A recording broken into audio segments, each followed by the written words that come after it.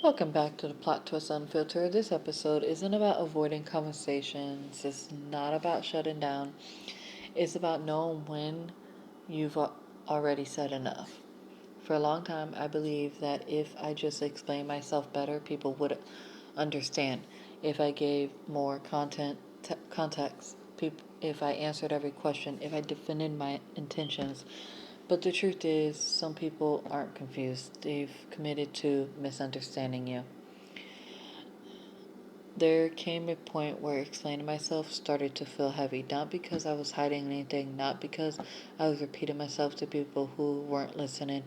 That's when I realized something important. I wasn't being heard, I was being exhausted. Silence didn't come from anger, it came from clarity. I didn't need to prove who I am. I didn't need to correct every version of me being told, and I don't need to defend myself to people who already made up their minds. I knew the truth, and that had to be enough. Not responding doesn't mean you're wrong. Not defending yourself doesn't mean you're guilty. Sometimes it simply means you trust that the people who know you don't need an explanation, and the people who don't never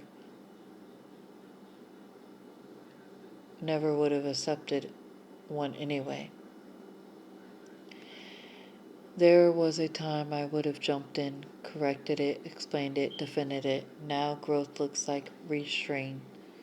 Not everything deserves my words, not everyone deserves access to me. If you're listening and you've been trying to explain yourself over and over, pause, ask yourself who you're explaining it to and why. Silence doesn't mean you lost your voice, it means you learned use how to use it.